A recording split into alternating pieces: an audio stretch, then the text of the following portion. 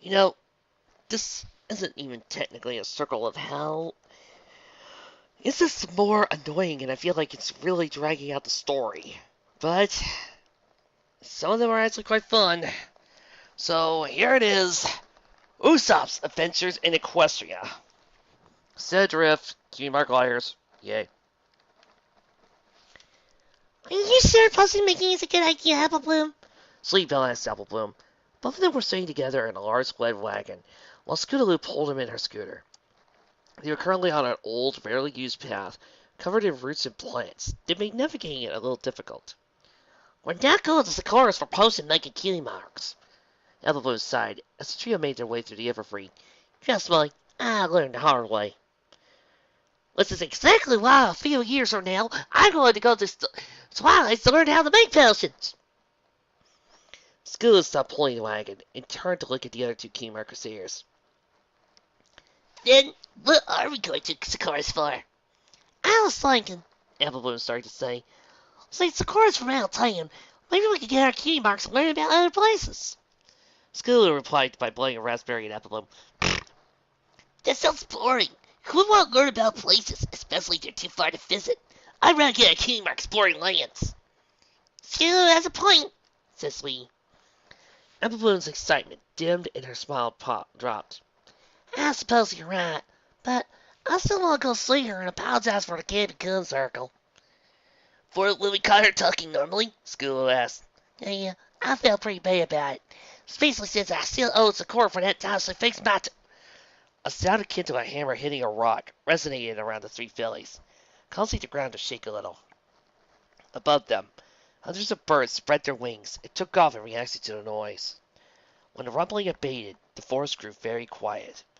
All the Crusaders' eyes darted towards the woods. A few leaves fell to the ground, but neither bird nor beast moved. What was that? asked Sweet, breaking the silence. I don't know.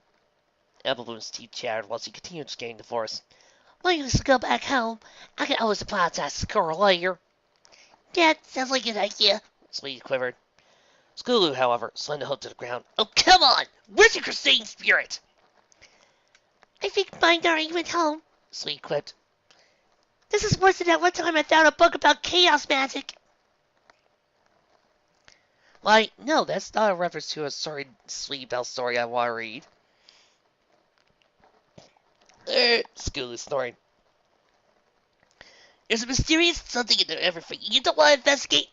We can get our cutie marks as mystery solvers. Apple Bloom scratched her chin. I suppose.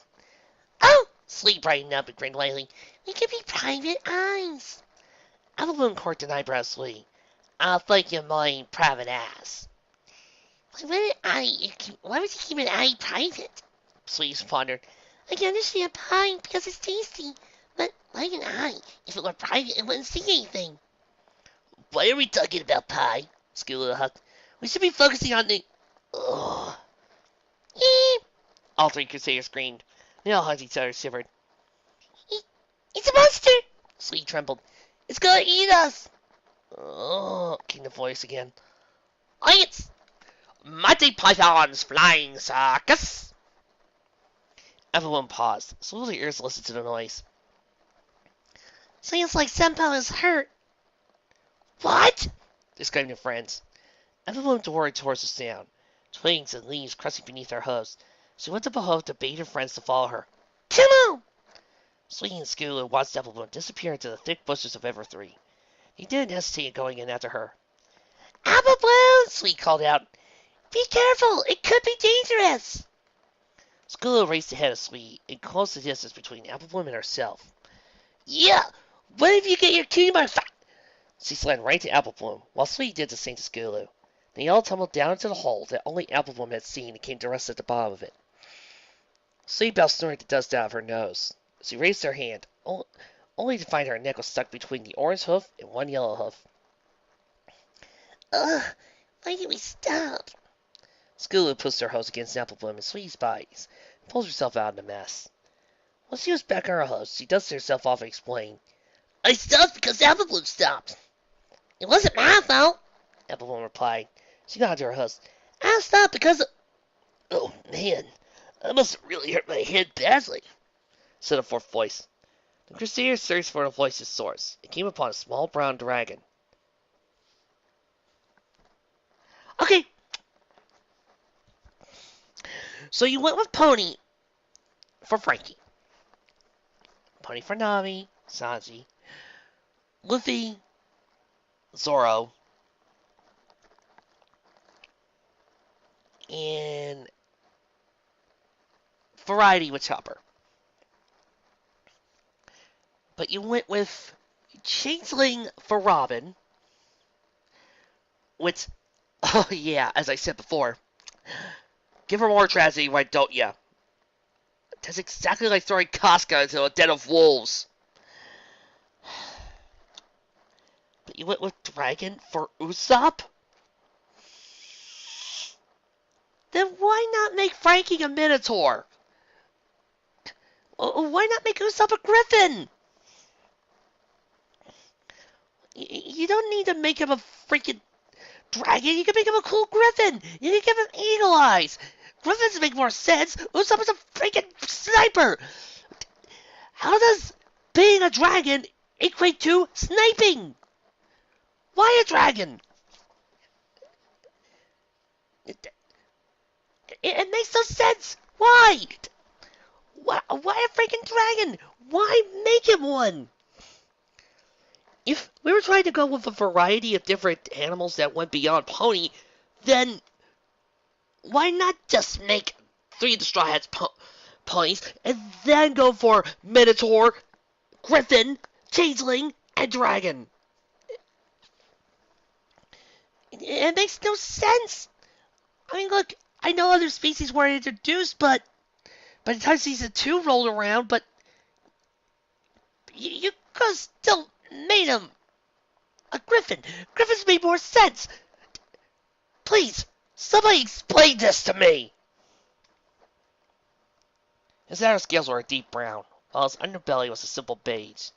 A pair of oddly shaped metal goggles rested atop his head, between his long, chocolate-colored spines that ran the tip of his tail. However, what drew most of the Crusader's attention was his abnormally long, thin snout. It poked out, at least a good bit away from the rest of his face. Is that why the dragon? Because of his nose?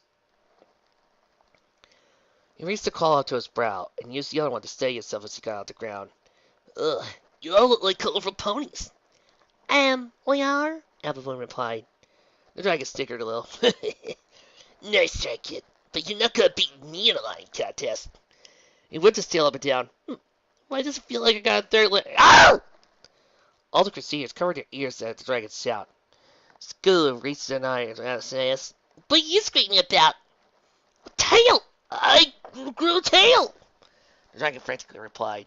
His claws grasped his tail. It shook as if he was trying to strangle it. "Well, you are a dragon. Don't all dragons have tails?" asked Appleboom. The dragon instantly let go of his tail, which hit the ground with a large, light thwap. I'm a what? But dragons are just in stories. Points to a giant.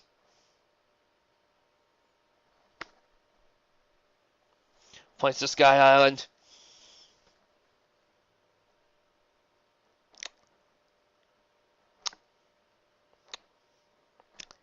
Usopp, I think that by this point, you should shut up.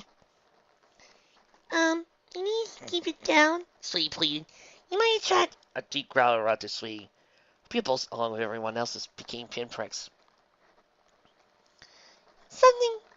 Nearby bushes rustled out, and emerged a manticore. His scorpion tail whipped around, slicing through the air. Thick saliva dripped from its tongue as it ran over its jagged teeth. His eyes bulged with bloodlust as they scanned over the group. "Oi!" The dragon shrieked. "What the hell's that?" "It's a manticore!" Appleboom shivered. She and the rest of the Crusaders had clambered up behind the dragon. They were now hugging each other tightly to resemble a multicolored ball. "Why are you hiding behind me?" He asked, fussing his teeth at them, while his eyes blazed with fear. "Maybe you don't like scales?" School insisted with a nervous smile. The manticore saw the group arguing amongst themselves, and decided now was the chance to strike. Its iron claws dug into the dirt as it bounded behind the group, preparing to jump off the ledge and sink its fangs into him. Crap! Yelled the dragon. If I only had my... His pupils expanded when he saw a green staff that ended with a large circle and a bag laying next to it. He lunged at them, picked him up while the manticore raced at him. He quickly moved a gun between it and the Crusaders. Mr. Dragon! They all screamed. The dragon pulled back the large part of the staff and aimed it at the manticore. Just as the manticore lunged at him, the dragon let fly a strike. Yes! Stab style! Points for letting me use that. From behind the dragon, the Crusaders felt the heat of the flames as a jet of fire burst out of the dragon's weapon. As it raced towards the manticore, its fire spread out to crimson wings and a sharp golden beak. The phoenix struck right behind the manticore's abdomen, hitting with such force that the beast was repelled out of the cave. The manticore's chest smoldered and flames licked at its fur and skin. It rapidly rolled on the ground, howling in pain. The noise sent shivers down the Crusader's back. When the flames were squelched, the manticore was left with a nasty burn mark that ran up a good part of its torso. A hideous black mark. It got to its paws with a hiss before limping away to its lair. It was hungry, not stupid. It didn't wish to face the blaze again. The bushes soon stopped rustling from the manticore's retreat. The dragon's grip on the weapon slipped down and his body followed. Relief weighed heavily on his shoulders as he sighed. Oh, that was way too close. That was awesome! All three at once. The Crusaders were on the dragon's back. His breathing was cut off by a hose that constricted around his wind tight, while the bodies pressed down on his chest. They didn't seem to pay heed, and instead continued hugging him. Thank you, thank you, thank you. Help! I don't want to get trampled by death by torturing horse's disease. He fell on the ground, merely trying to get them off. He bent in one direction, causing his tail to twist backwards. Ow! The Crusaders seized their appreciative result and loosened their grip on the poor dragon. He slowly got up as he slid off him. He gently pressed a claw to his tail and appeased the pain a little. Okay, I've got a tail, and I'm a dragon. I've been attacked by a monster and by girls that look like ponies. The dragon, its head went up, close a small bit of sky to the fixed horse's canopy. He inhaled deeply and produced a small bit of smoke when he exhaled.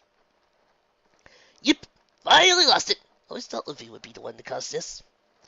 The dragon's pondering was broken by a yellow hoof tapping inside. Appleman was giving him an uncertain eyes, but a friendly smile. I'm sorry if we hurt you, Mr. Dragon, but it was really cool what you did there. Yeah, said Sweetie. It's like you were a unicorn or something. School bounced right out the dragon's face. You gotta tell us how you do that. Wait. The dragon put up a claw to quiet the girls. An errant thought wandered in his mind as he studied their host.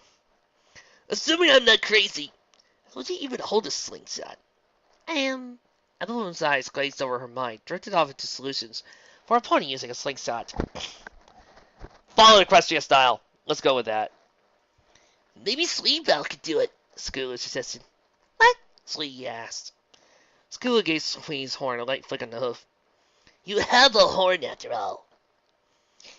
When have I ever been able to launch phoenixes with my horn? Slee retorted, throwing her hose into the air for extra emphasis. My sister can't even do that. Appleman cocked her head so low. Have you ever done anything with your horn? Slee's cheeks red.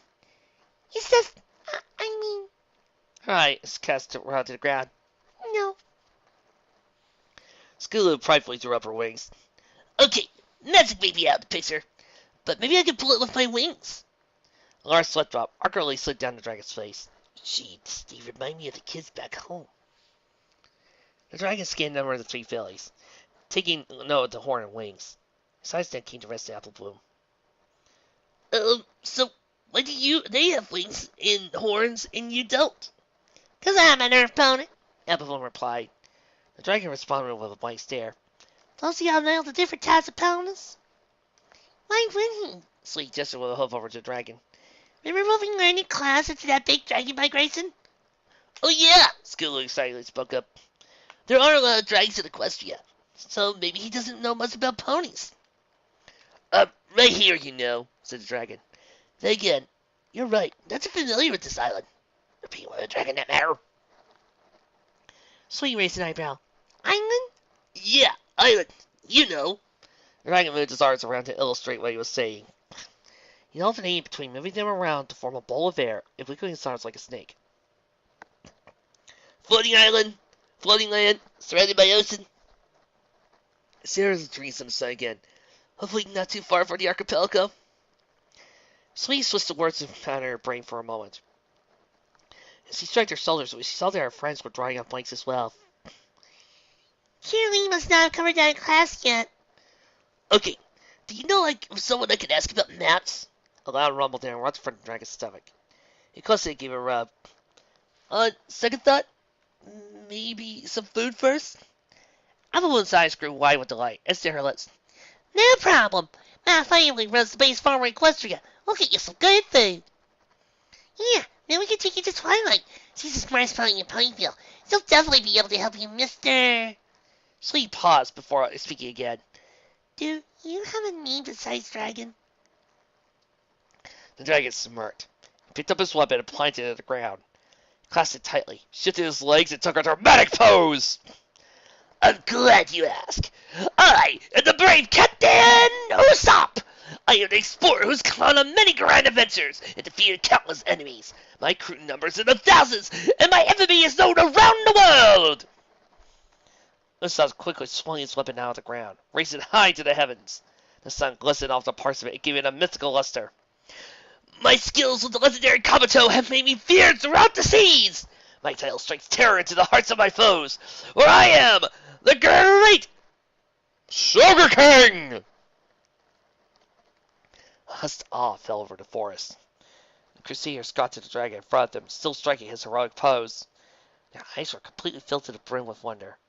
Usopp slyly grinned at his work. It pressed at his tail guard, such a reaction out of them. Memories of telling similar tales to his own tales sprang to his mind. I'm sure you want to. It's amazing! All three Crusaders yelled at the top of their lungs. Their voices echoed throughout the forest, producing a fit of howls and caws in response. Usopp put a finger to his hips, constantly trying to hush the Crusaders. A thin veil slit now covered his forehead. Okay. But in order to tell you about my great tales, we need to get out of this forest. Yeah. Applewood managed to break out of a reverie. Take notice of the forest coming alive again. Let's do it. I don't think I've had enough adventures in the Everfree for delay. The group climbed down the crater back onto the path. However, Sweetie took a look back and saw that the crater was actually a large paw print. When they were back at the main path, Squeaky walked over to Usopps. Was a nurse a minor one of your great tales? A nurse of what? It's like a really big bear. Skillet jumped up and down. Always keep her in the air for a few seconds. It's me and stars. It gets really mad if you wake it up. Luckily, Twilight took her light. Continued Applewood. Huh. Usopp's curiosity was now piqued. So, who's this Twilight? Is she also a pony? Yep. She's the second most amazing unicorn in Ponyville. First is my sister. But the best pony in Ponyville is Rainbow Dash. Skillet exclaimed. Nah, the best pony's my sister, Applejack. Applewood argued. Slim over to Usopp and whispered in his ear. Her food will prove that. Rainbow Dash! Skillet retorted. No, Mooney! Applejack! Mooney! Dash! Mooney! Beehive! A fifth voice yelled. Gerda stepped out of the forest when the voice had spoken out. Just as heads began turning looking for his owner, a fake blur darted out of nowhere and honed in on Usopp and slammed to the ground. Oh! Usopp fell to his back and massaged the back of his neck as he got up. However, Fake Host held it down. What the? Bright blue eyes filled his vision. Oh my gosh! Another dragon! Spike's gonna be so happy! Oh, and Fluttershy will be happy too, because he loves baby dragons! Plus, everybody will be happy because... Her eyes retreated back and revealed the ponies they belonged to. She took a death breath before screaming, Oh! You're new in town, that means I get to start purring! Any birds left on the forest that returned after Usopp's fall flooded Pinky's excited voice. Usopp stared at Pinky for a second. He imagined her decked out in a straw hat and red vest. He even sent a chill through his heart. Dull eyes from the Crusaders. So, you have one here too? Pinky pressed her muzzle down until it was pushing against Usopp's snoot. It didn't take Pinky much effort to do that. Silly, there's only one Pinkie Pie! Me! Well, except for the Mirapole Pinkies. Run, run, run, run, run, run, run, run, run, run! Gets a little crazy if there's more of me. Oh yeah, what's your name? I'm Pinkie Pie, but you probably already know that because I said my name twice, and now I just said it again. Isn't that fun? How on earth do her lungs work? Usopp thought. Oh, if you don't mind, I'll explain if you get off me. Okie dokie. Somehow Pinky jumped off of Usopp, but he felt no pressure as he did so. He grabbed Kabuto and propped himself with it. He used his free hand to brush off some of the dirt and stood tall. I don't know what do this twice in one day, but I am the great Captain Usopp! My tails are no far away!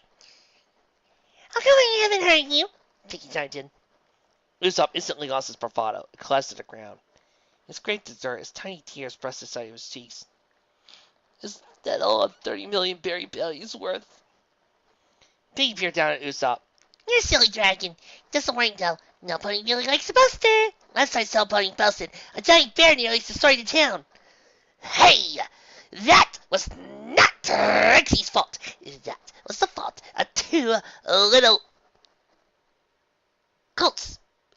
Totally, Trixie was not going to call them immature brats. No, really, just Trixie wouldn't do that to her fans. I believe you, Trix. Like how we failed him. Say Apple Bloom. Using a giant paw crater fling. Ah-ha! Pacey grasped Usopp's snout and pulled it. You were an old man Trixie all along. Ow! Usopp yelped. Pinky let go of the arm flank. Usopp read his snoot where Pinky had been pulling. What gives? Oh, I'm super sorry. Here, have a cupcake. Pinky irreversibly pulled a blue frosting coated spring cupcake out of nowhere. Usopp stared at the confection, then at the Crusaders. Hell did she? Don't ask. Lee flatly offered. Usopp rubbed his stomach. I was looking for something to eat. He reached forward, grabbed the cupcake, and was about to eat it, when something in the frosting simmered. Huh? He pulled the cupcake away from his mouth and to stare at his face. Tiny blue hands poked out of the frosting. He glared at Pinky. Are you trying to kill me? Huh? Pinky replied in a confused tone. Usopp plucked out the gems out of pastry and wiped in front of Pinky's face. There's crystal in this cupcake. Actually, they're sapphires, Pinky replied. Voice meeker than it normally was. Don't dragons like gems? Hell, this sounds nuts. Usopp stirred. Do you have something that won't break my teeth? Usopp reached out and traded the sapphire cupcake for a regular one. It's fine. See as I don't know anything about actual dragons either. He stuck the cupcake into his mouth and took slow, careful bites. When he sure was not eating it and tried to cut up his insides, he swallowed and smiled. Wow, that's really good! Really?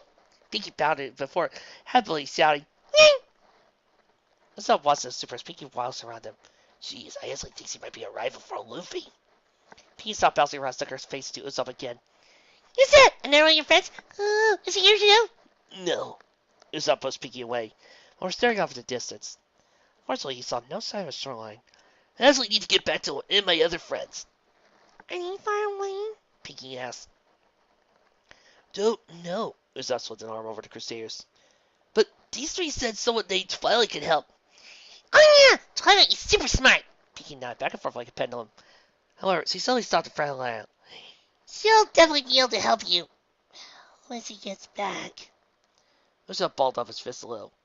When's he gonna get back? I'm kind of in a hurry. Pinky's smile returned as he put a hoof on Usopp's shoulder. Don't worry, she just had to see her brother about cooking buns or something. Weird, right? Shining Armor must be a really good cook if for her to board her first string to Canterlot. Anyway, he probably won't be gone too long. Guess I'll have to wait until then. Usopp's stomach groveled again, and his attention went back to Apple Bloom. So, where is your place anyway? Apple Bloom pointed to a nearby farmhouse. Usopp blinked. Looked like something he described in his own stories. Red and white paint, a little AIDS, rocketeer in front. Even had a medical triangle hanging on the ports. Looking for you. Looks like the forest ranger is closest to my famous farm. Apple Bloom gestured her held over to Pinky. Actually, what are y'all doing way out here anyway? Oh, Mrs. Cake wanted some extra applesauce for the falls. Pinky propped open one of her saddlebags and pulled out a jar filled with messed up apples. He really seemed to like them. We wouldn't have anything less than Sweet Apple Acres. Apple Bloom pridefully blinked. Mm-hmm. The group started walking towards the farmhouse. Pinky, now looking over at Usopp again. She reached over to her side, where Usopp couldn't see, and pulled up a player to start ahead. So,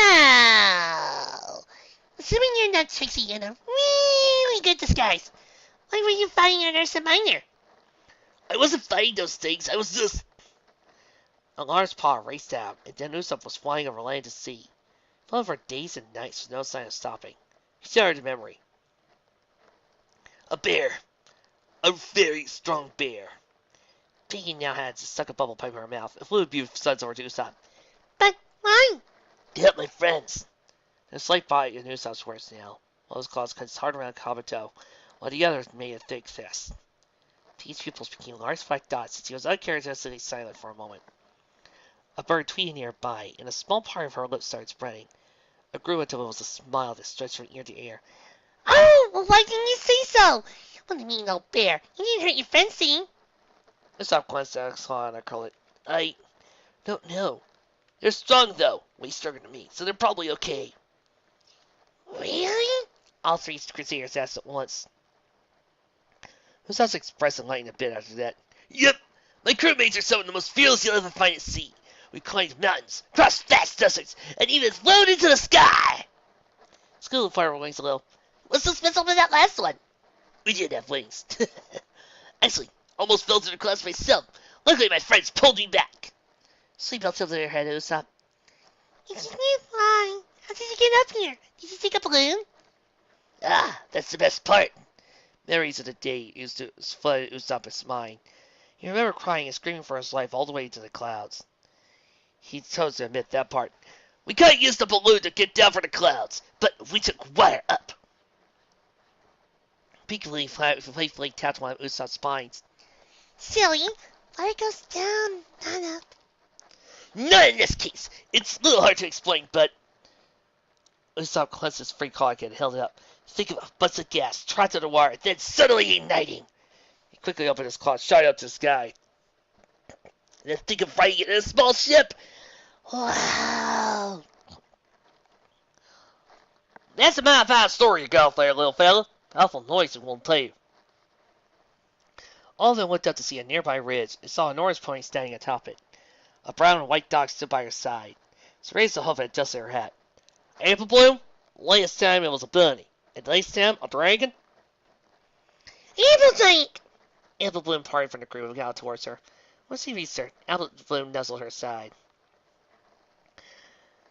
It's so good to see you. Yep. Considering how little screen time I've got in this whole entire story, I figured I might as well show up once in a while.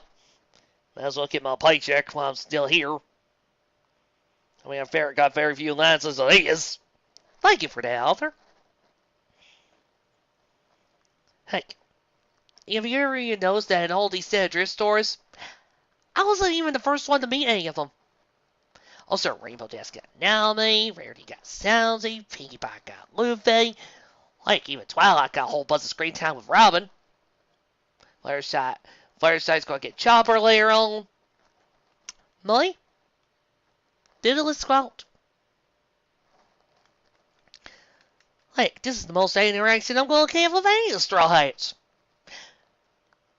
I'm one of the Mighty Six. I couldn't even have a scene with Frankie. Soundsy. Anything? Nope. Not at all.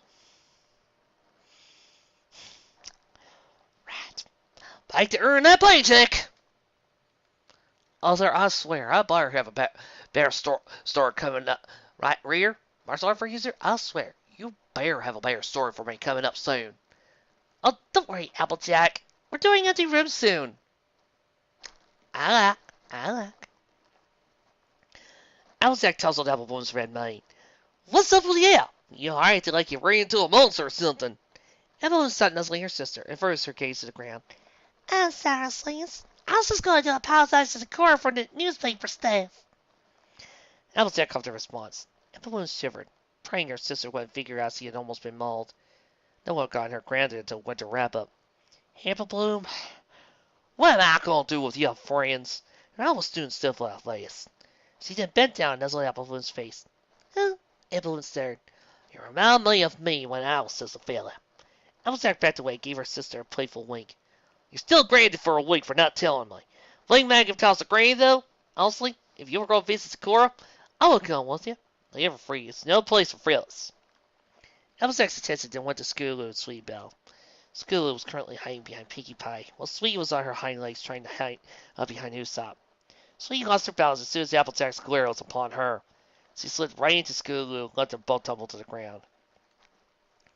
Applejack jumped down from the hill and landed right in front of the sticky fillies. Your parents are going to be hearing about this, too! They both groaned and slumped their faces in the dirt. Punishment doled out. Applejack made a beeline for Usopp. She took off her hat and made a slight curtsy. How's it there, little fella?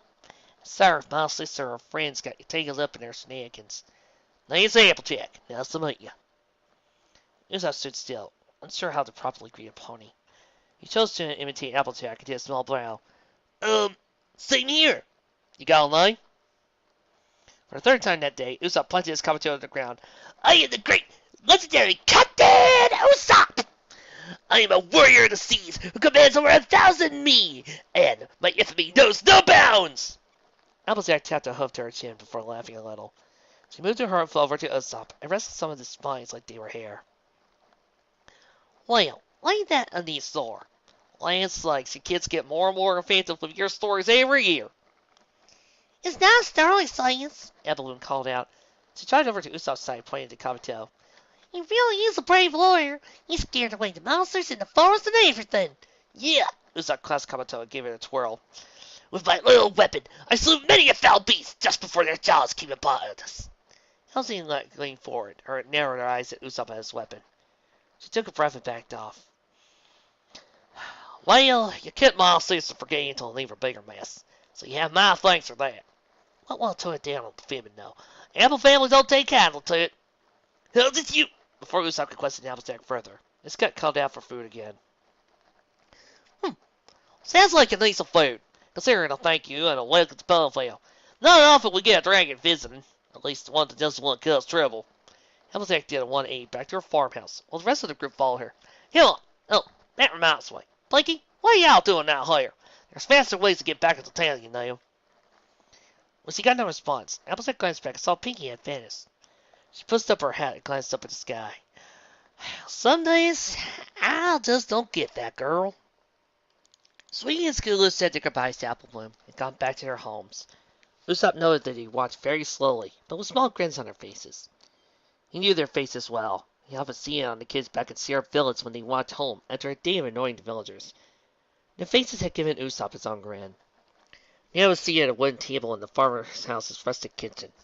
Above the door to the room lay a pitchfork crossing over a spade. There was a photo on the wall opposite of Usopp that had more ponies than he could count. He did spot a very young Applejack near the center, though. He mostly noticed the apples. Apple wallpaper, apple carvings in the furniture, and natural apples in the pantry, near the sink and by the stove. Applejack came downstairs after sending Apple Bloom to her room. She tried into the kitchen with a small Bates bag, clenched between her teeth. She set it down in front of Usopp. There you go, little fella. Usopp looked at his bag, before his eyes went over to the apples by the stove. Didn't you say you were going to cook something? Tell you what, you hide what's in that bag, and then we'll see how hungry you are. Those usually holds back over. Curious, Usopp undid the knot, pausing for a brief moment to wonder how Applejack tied it. His eyes were broken when a tiger's eye and turquoise spilled out of the bag. Here and there a ruby or a piece of jade popped up and sparkled in the kitchen's light. Usopp raised an eyebrow at Applejack, who was now munching on her namesake. Treasure is nice and all, but I really can't eat this. Applejack stopped chewing and got the apples in her mouth before swallowing. My apologies. I thought most dragons ate jams. At least, that's what my friend said Spike does. Usopp picked up a ruby and examined it, letting the sun filter through and reflected off its facets. Let's just say I'm probably exception to the rule. Still, you run a pretty good farm here to afford gems like this. My friends will love seeing these when we get back. Beg your pardon? I mean, it's not like gems just grow out of the ground. Plus, we're always strapped for cash anyway. How are a few gems going to help with chaos? No offense, but most of those came from the south field. Spike loves it when we give it to him, but really, they're just a nuisance when we're plowing. Usopp's jaw dropped as the ruby slipped out of his limp paw and clattered to the ground. A nuisance? But it's a ruby! You can at least get 5,000 berries for everything this big. What's wrong with this island? I think everything holy now he didn't wind up here, so he cleaned this whole island out. Usopp Friday Usopp's yelling. Now look here, little fella. Ain't no point raising a commotion just about a few times. That's another thing. When you keep calling me a little fella, you're a pony. You're probably what, 12? As like my head canon, he says he's been 21 at the start of the series. My eyes is my own darn business, Applejack snored. To answer your question, I thought you were a baby dragon, maybe a few years older than Smack. Who's he? Tan. Applejack slapped himself in the face, overcome with the ridiculousness of the situation. I'm 17. Yet you're a brave warrior, Applejack said with a suspicious tone. Usopp slammed a claw into the table. A little smoke steamed out of his nose when his visage filled with anger and pride. I'm trying to be. I may not be a strong fighter now, but I will someday. Then I won't lose. The fire in Usopp's extinguished instantly. He sunk back into his chair, his whole form deflated, his head flat to the ground. Applejack got out of her own chair and stood next to him. Okay, I'm sorry for what I say offended you. How about I make you an apple pie? One of the best things we apple family can make.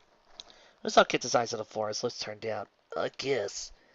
Usopp stuffed another piece of pie into his mouth. The cinnamon-coated apples met with a flaky crust and exploded with flavor. It was all Usopp could do not to eat the whole thing at once. This stuff is great! What salty made stuff is great? He probably does for Nami and Robin. Applejack ate a piece of pie at a much slower pace. She was slightly distracted watching Usopp inhale the rest of it. I'll swear, if you weren't a dragon, I'd blame you for having an apple family apple tat. Usopp finished the last of his pie and let out a large belt. He grabbed for the pie and set down a forked tongue that left it clean. Task done, he climbed back in his chair and rubbed his stomach. You trying to go on the trip I've been on?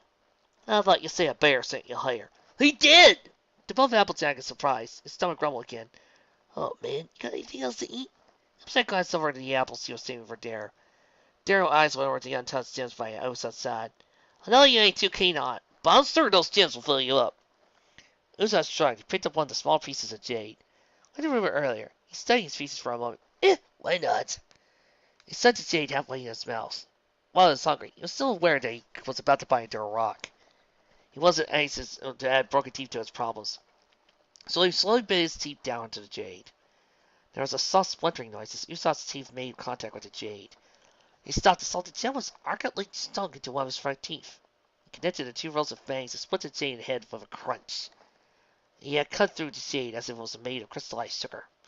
He had that taste filled with Usopp's mouth was delicate, not sweet, and a slightly oiled flavor as well, similar to an avocado. The texture was like rock candy, clinking and clanking against Usopp's teeth while he ground the gem into small pieces. He quickly sucked in the rest of the jade and ate it as well. He swallowed it gleefully. We've been selling these the whole time? Before Applejack could respond, Usopp was on ponded gems like a ravenous beast. He stuffed clawfuls of the jewels down his gullet, savoring the flavor only a second before moving on to more. His supply almost ran out instantly when he was done. He unceremoniously sprawled himself on the table. Oh, that was good. Applejack sighed. She may have been a farm pony, but even farm ponies had table manners. She moved to Usopp's face while his distended belly moved up and down. I don't think I'll see hogs eat more with that than you. It was good, though. Usopp belched. Klaus rose over across his stomach some. Anyway, can get more? For Pete's sake! Applejack stomped the ground in annoyance. Hospitality could only go so far. Yeah, any more, you're gonna pop! If not that, then you got a hell of a stomach head coming your way. Usopp's face softened, resembling a whimpering child. He seemed to be first bursting tear. But I want more! You treat these things like rocks, there's gotta be more! They are rocks, Applejack coughed. You're saying I'm getting more. There's a large jewel field to the east of here. It ain't my fault if you just get sick. There was a whisk of air that sent Applejack's hat flying to the ground. As he looked around for the source, only see that Usopp had disappeared and the kitchen door was swinging like hinges was going to fall off. Applejack took her head in bewilderment and picked up her hat. I'll swear between him and back, I'm getting a little tired of dragons. Hey, Vic, you know that whole Usopp, having fun with the CMC, telling them stories. Can we go back to that, please? The Friendship Express puffed its way over to the boarding platform at the Canterlot train station. A few ponies stood on the platform, awaiting friends and loved ones. The train came to a halt and let off a cloud of steam. As the steam cleared, the doors of the passenger car slid open. Before any pony could meet the train's passengers, a purple dart darted out of one of the cars. It leapt off the platform to disappear in a flash of light. It reappeared nearby, zoomed off the city streets. A few of the ponies on the platform marveled at the oddity, but quickly remembered they had schedules to keep and other ponies to meet. Twilight galloped trial part across Canterlot. Her mane was a disheveled mess, loose ends propped up everywhere, strands knotted together, consummate mad to her scalp. The frenzy expressed on her face would have scared off a hydra. Anger laced her sight, clenched her teeth. "I'm going to kill him! First the leg, and now this! Gah!" She quickly made her way to Canterlot and arrived at the castle in record time. The guards at the front entrance raised their spears when they saw a wild pony charging them. When they recognized Twilight, they lowered their weapons. As he passed them and left a cloud of dust in their wake. "Did the princess warn us she was giving the student a destiny?" One of the guards coughed. Twilight blasted through the twisting corridors, spiraling staircases, and dozens of rooms. She came to her goal in a part of larger doors. She twisted around and let fly the hardest bucks she could give. There was a scrambling noise from inside. Something metallic fell and clanged against the ground. The area was quiet for a moment. Then the door opened. Shining armor stood on the other side. A pot precariously balanced on his horn, his whole body doused in flour. "Twilight?" "You!" Twilight lurched forward and tackled her brother to the ground. Who's grasped around circle with very vigorous furor. "How dare you tell me in a letter? I don't care if you're a prince now. There are some things you say to my face!" "Twilight?" Twilight stopped her assault. A pink alicorn with a hair color of sunrise was looking down at her, confused expression. "Cadence?" "Yes. Now, what in Equestria is going on?" Cadence nearly tipped over her hose when she was suddenly hugged by Twilight. She managed to regain her balance, but her mind was still shaken. Her sister, alarmed, burst into her room, assailed her husband, and now was giving her a deep hug. She raised her huff and put it down again, uncertain what to do. "Oh, I'm so happy to hear about the fall!" "Oh, hey, baby Flurry's heart's coming on!" "Wait, what?" Twilight lifted up her huff and gently massaged Cadence's stomach. Then she stared daggers at Shining. "I just wish I heard about a better way! Maybe a scavenger hunt." Cadence lit up her horn and levitated Twilight away from her. "Twilight, what are you doing?" "The letter!" Twilight said with an off-kilter grin. "Shining said you were going to have buns in the oven, so I came here as quickly as I could." Good.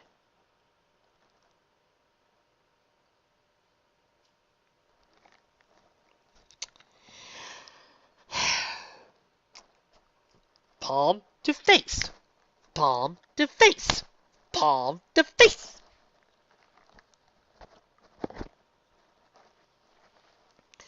Ugh. Cadence buried her head in her hoof. She set Twilight down, walked over to Shining. She picked up over her hose rather than her horn. "Shining, you really need to choose your wording more carefully." "What?" Armor asked while he brushed off the dust on his coat. He flexed his legs before noticing a few cracks. "I didn't do anything. I was just asking Twilight if you'd like to join us later for some tea and cinnamon bun." Oh. A little while later, a few issues cleared up. Twilight and Cadence are sitting on one of the castle's balconies, overlooking the city. Shining Armor opened the door and joined them outside, a tray of cinnamon buns floating on his side. When he got down to the center of the table, they all took a whiff of the delicious treat and shared a chuckle. Armor took his seat and reclined over to Cadence. He gave her a little nuzzle on the cheek. "I think you've read over my letters in the future." "How about you gave orders and cover the card is beyond me." Cadence returned the nuzzle with one of her own. Her eyes had a slightly mischievous grin to them. "At least, when we do have falls, this'll be a funny story to tell them." Several years later, Flurry. "Oh, Daddy was an idiot." They all laughed at that as well. Shining someone's spatula pulled the center of bun out. With a smile, he sent it over to Twilight's plate. "Your favorite. Careful, it's hot." "Thanks, BBBFF." Twilight sucked in her breath and blew on the hot bun. However, instead of a small stream of air, a gust picked up all around the three of them. When it stopped, a fourth pony was perched on the balcony's railing. Her snow-white wings were sent to her side as she stepped down. Her multicolored mane moved out of its own accord as she trotted over to the other ponies. "Twilight, I'm glad my guards told me you were here." Twilight pushed away from the table, kicked out of her seat. She bent down with a small bow to her teacher. "Princess Celestia, I'm sorry for not telling you what's coming. I had a minor family miscommunication." Celestia brought herself close to Twilight, raised her student's head with a huff. "It's no problem at all. You're always welcome in the castle, my faithful student. However, there are more pressing matters we must attend to now. Twilight straightened her form. Ears perked up at the grave tone of Celestia's voice. What is it?